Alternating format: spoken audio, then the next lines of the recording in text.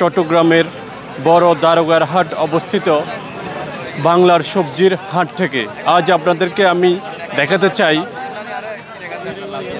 চট্টগ্রামের সীতাকুণ্ডর প্রত্যন্ত অঞ্চল থেকে আসা বিভিন্ন সবজি নিয়ে গঠিত একদিনের সবজির হাট।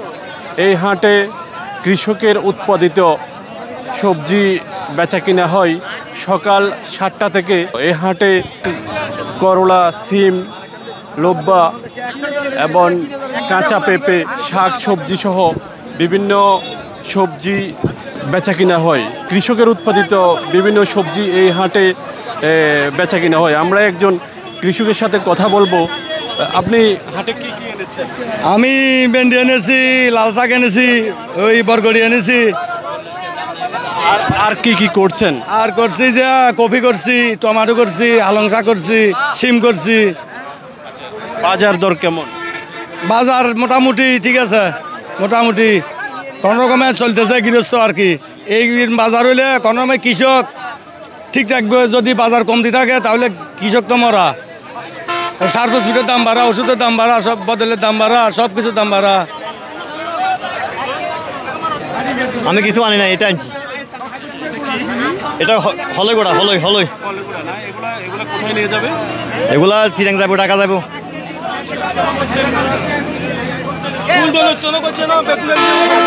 সবজি করছেন এবং সবজির দাম কেমন, বৃষ্টিতে সবজির ক্ষয়ক্ষতি কেমন হয়েছে যদি একটু আমাদেরকে জানাতেন। ক্ষয়ক্ষতি হয়েছে, আমারতে ওই সিম আছে, সিম অনেক টাকা লস হয়েছে বৃষ্টির কারণে। ফুল জরি যাগুই অনেক টাকা মানে কেউ পোষাইতে পারতেছি না। প্রায় 10-15 করা জমিনের মানে কি সিম পাই যে 5 কেজি 6 কেজি মানে কি এরকম। তো ওষুধের মধ্যে গুণাগুণ কিছু বুঝতে পারতেছি না, গুণাগুণ কম। আপনি কোথা থেকে এসেছেন? আমি ছোট দারঘাট থেকে আসছি। তারপরে তরই আছে, তারপরে বেগুন আছে।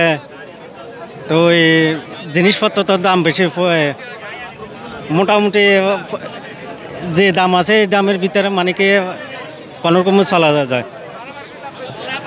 আপনি যদি একটু বলতেন এই হাটটা কত বছর পর্যন্ত এই হাটটা হয়? এবং এই হাটটা আপনার প্রায় 100 বছর থেকে বেশি হবে।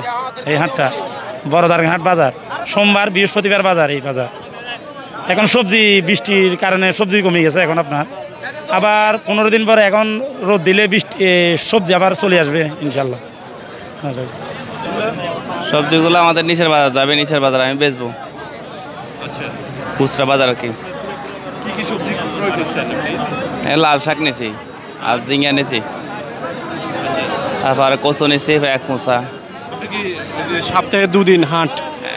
আপনি কি 200 মানে ওই 2 দিনে আসেন? হ্যাঁ, 2 দিনে আসে।